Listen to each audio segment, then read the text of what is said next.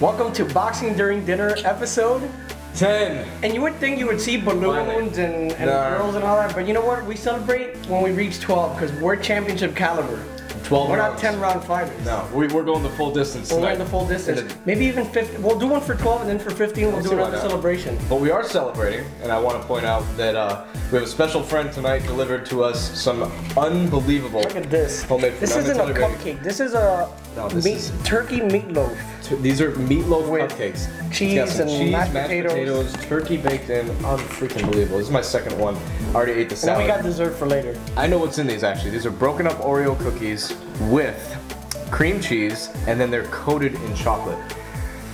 Unfreaking believable. I'm sorry that you guys only get to watch it and we get to eat them. And our friend Natalie, she's over here. She's the one who made all of them. Wave. Show us those teeth. You're freaking amazing.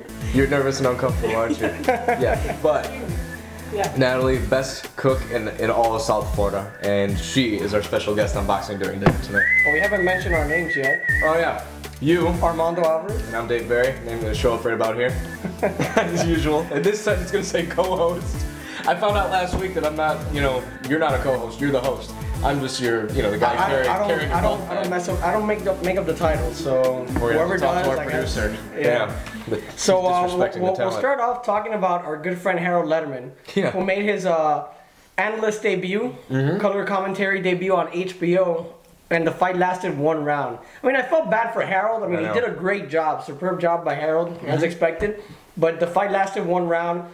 Before the fight, somebody over here tweeted that Jason Litzau was the real deal and would win by decision, and a majority, like a close decision. I thought. Here's the thing. I based my estimation on Adrian Broner's last performance against Daniel Ponce de Leon.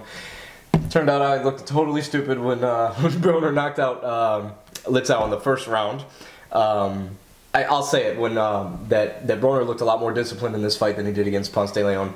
Picked his shots. I called you after and told you he looked like Andre Berto 2.0, which I think is maybe the best analogy that I could think of to describe him. But he clean clocked Litzau, and that was that. And let's be fair to Litzau and the fight as a whole. I mean, he got caught with a good right hand. And then Broner just started swinging wildly. I mean, you say he looked disciplined, but in a way it kind of wasn't at the same time. I mean, the straight right hand was perfectly thrown, perfectly landed. But in trying to close him out. But in trying to close him out, it was just wild, out of control. I mean, it worked out for him.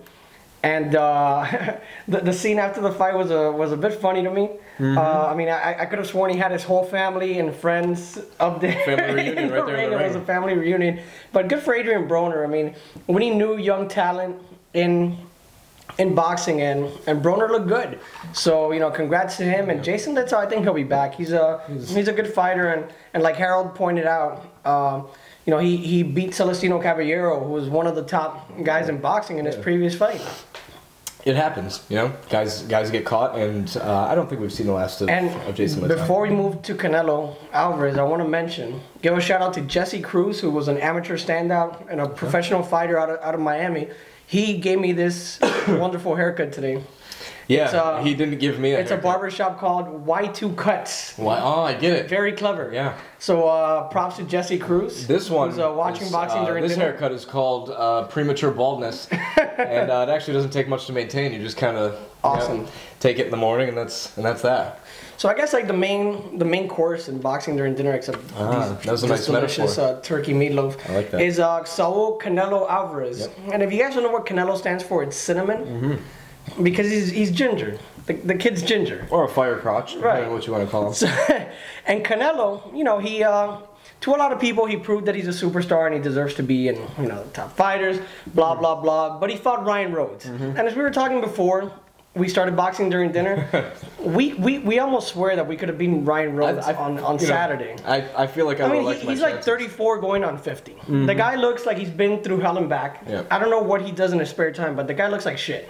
He was trying to land a knockout punch, or at least it seemed like he was.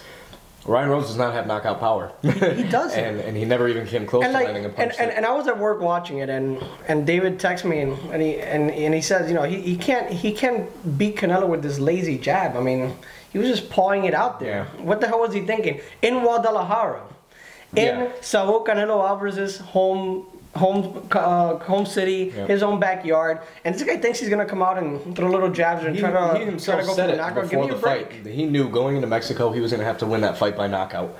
So what I actually saw and what everybody else saw was a strategy that didn't look like a fighter who knew that. It looked like he was going to try to box his way to a decision, but even that he didn't do with any conviction. With all respect to Canelo, who did look good, he didn't take any chances. He slowly broke down Ryan Rhodes, as Rhodes himself said, with shots to the body, and 3-4 punch combinations that really showcased his power. But did we really learn a lot about Canelo besides the fact that he's disciplined? Not really. We didn't. I mean, the thing that impressed me the most about Canelo Alvarez is that he fought for 12 rounds. Yep. He went the full distance, closed out the show in the 12th. He could have just coasted in that last round and won by decision. I mean, he had won every round. But, he fought in that last round and he knocked him out. So, props to Canelo Alvarez. Now, the big question, the big interrogative is who is he going to fight next?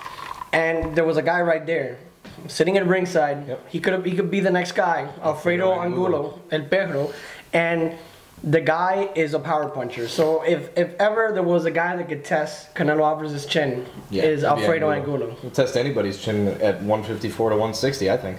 And both of those guys can hit. They're both Mexican. That'd be a huge fight in Mexico. I would really like that fight. Out of the ones they mentioned, that's the one that makes, as the late Jim Mandich would say, makes my toes tingle. Oh boy. Canelo Alvarez and Alfredo Angulo. I don't want to hear what else makes your toes tingle.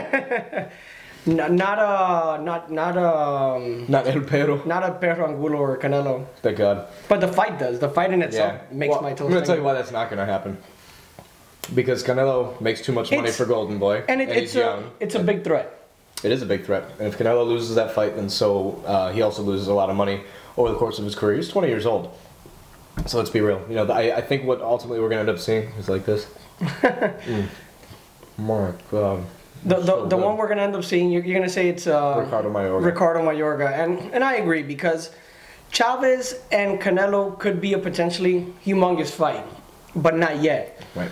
I mean, it'll still be a big fight now. It'll be a disgusting mega fight a couple fights from now. Yeah. They're gonna pattern up their records a little more and it's gonna be a big fight, possibly in Estadio Azteca in Mexico City.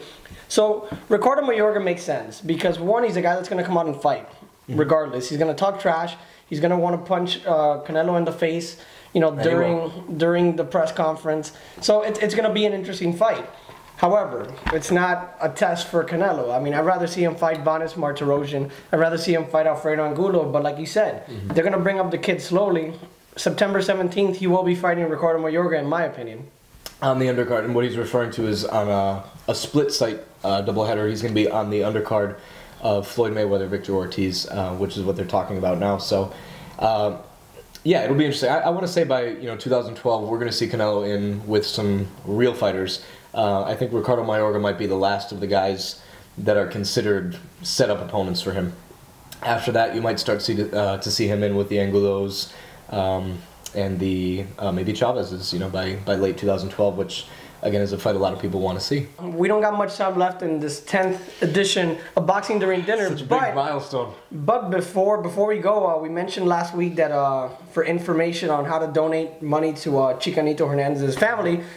It'll appear on the screen right here. Our producer will get the information and post it on the screen. But it's Liliana Hernandez, his wife, and care of her name to this address. And you guys could donate whatever it is. He has a couple kids. They have bills that are still it's gonna take years for them to pay it off for different reasons. Not only his cancer treatment. So if you guys want to donate money to the wife and kids of the late Chicanito Hernandez, you could do so. So Boxing During Dinner, doing good things. Using our power for good. Had over 300 some odd views last week. Exactly. So it's growing in popularity. I also want to big props to Daniel Placides, who's following us now on Facebook and Twitter, and he's posting our stuff. So I want to give a shout also to Karim Mayfield, who improved to 14-0, also a Boxing During Dinner fan. Probably better known as a Manny Pacquiao sparring partner, but is carving out a nice professional career for himself. Very impressive victory for him over the weekend. Somebody was already asking for Boxing During Dinner logos. I mean, t-shirts. T-shirts? With our logo on it. Just a matter of time. Our logo's nice. Yeah, it is nice. It's a good one. Professionally designed. And whoever professionally designed it won't get a dime from our t-shirts. No, definitely not. Don't have to tell her. Oh, it's a her, right? Yeah, it's a her, so she's not going to be watching anyway. And if you're interested in a t-shirt, you want to ask us about it, boxingduringdinner@gmail.com. Should be right about And there. you can follow us on Twitter @BoxDuringDinner. Yep. And follow us on Facebook too. Just look at Boxing During Dinner. Facebook.com/ like our page. Boxing During Dinner. And if you don't, we'll go after you. You know who? After Ray Austin, after you lose on Saturday, he's gonna be our bodyguard. We're gonna make nice, and he'll go after. Yeah, I don't know if he's much. Whoever doesn't follow us, except the Klitschko's and Rubenstein. I think outside of that we might be okay. Yeah. Outside of that we might be okay. So that's it for Boxing During Dinner. In the upcoming weeks, we'll have more guests. We'll have scantily clad women. Yeah, we are. We are bringing women to Boxing During Dinner. We're working on that. Because as a boxing fan, what else do you like besides the boxing? Yeah. Food, boxing, and women. And next week, after we recap the Devin Alexander fight, the biggest heavyweight fight arguably in the past 7 years, David Haye versus Vladimir Klitschko, will be previewing that fight next week. We'll be previewing that, so it'll take up a big chunk, and we'll try to get a heavyweight to come on and talk about it. Or someone. He'll dwarf us here on the screen. But so until next time, Boxing During Dinner, follow us. If not, you die. Yeah.